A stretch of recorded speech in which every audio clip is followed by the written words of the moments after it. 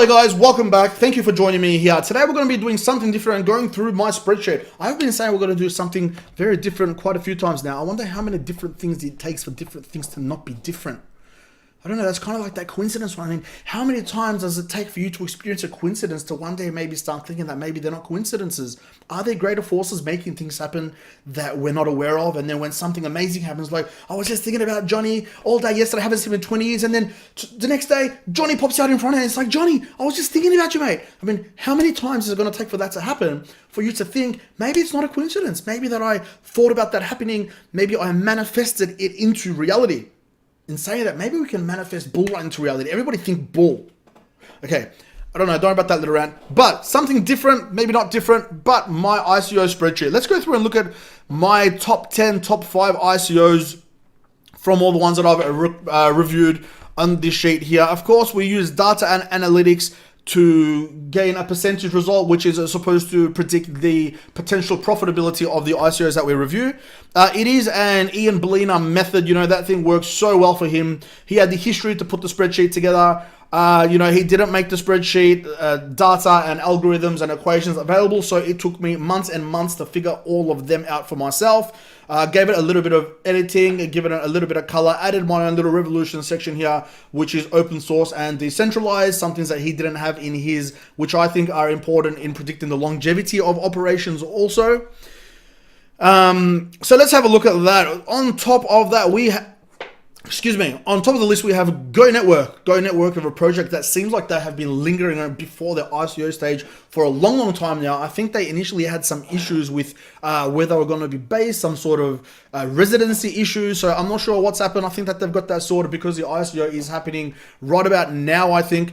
And they are on top of my list with 24.25 points out of 27, giving them 93%. On the second on the list is OneLedger, as we know, is a cross-ledger blockchain platform. OneLedger have heaps of hype. You know, this thing has an all-star team. Lots and lots of good things apparently going to be coming out of the OneLedger space. Third on the list, we have Coinvest. I think the ICO is happening right now as we speak. They're a investment market platform. You know, another one of those fintech guys. I think these guys are awesome. I really love what they're doing. Love their website as well.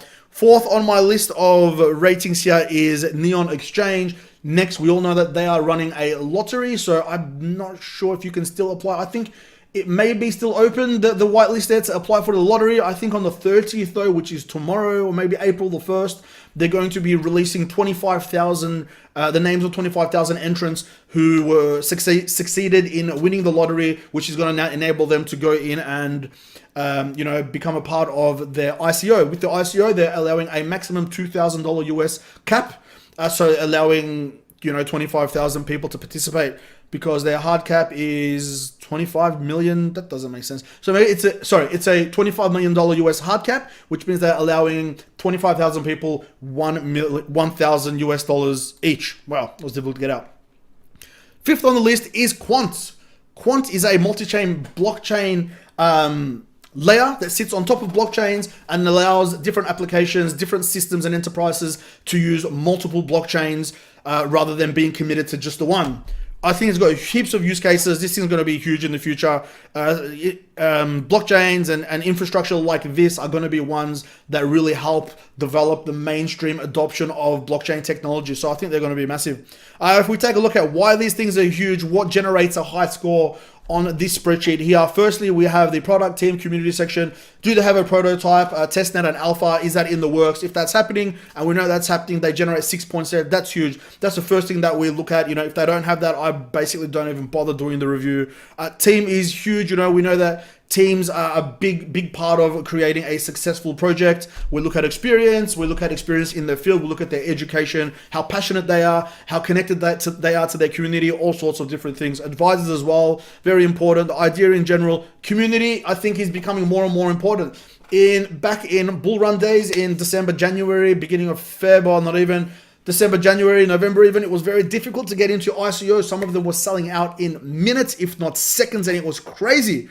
So in that time, I used to see it as a detriment to have a really large Telegram community, because it was impossible to get into these things.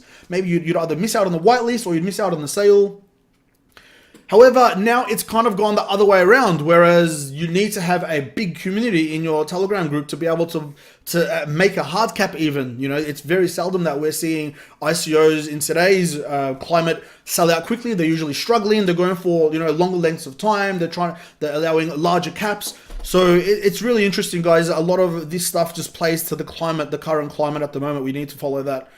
Again, I'm not sure why that's not there. I'll fix that error up. We look for low token numbers. We look for low total token numbers. We look for a high percentage of them available for us in the ICO. We look for low caps. Look at the top 5 guys: 30 million, 15 million, 33, 25, 40. Even the top 10: 20 million, 40 million, 27, 16, 20, 18. So successful ICOs, generally, these projects have small caps. And, you know, the smaller the cap here, the larger the points it's going to spit out for us. So that pretty much, and all of these metrics here come from the all-time top highest grossing return on investment projects from history.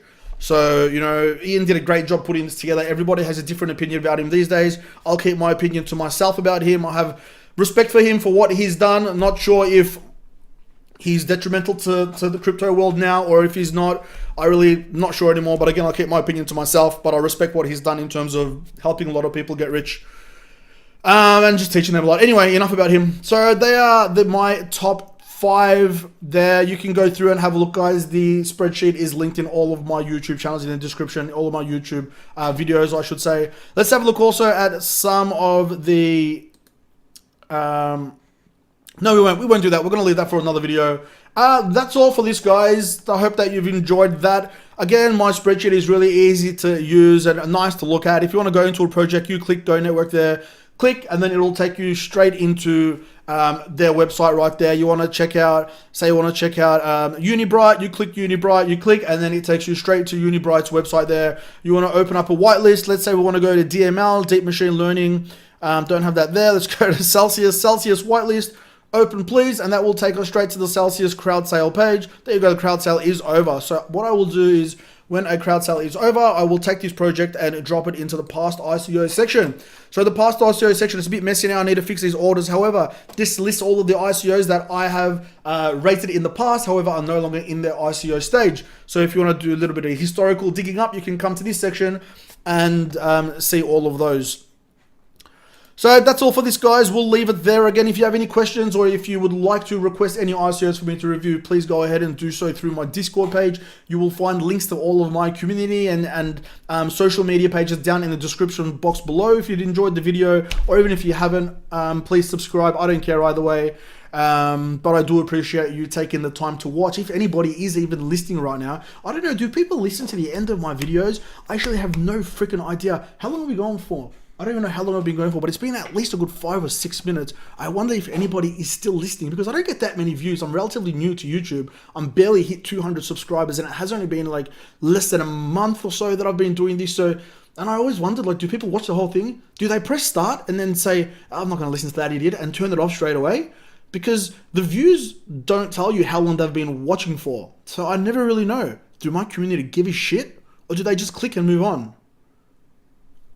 If you are still watching, I want you to comment, I am still watching, you monkey. Yes, call me a monkey. Say, I'm still watching you, monkey. Thank you. Do that. Cheers, guys. See you next time.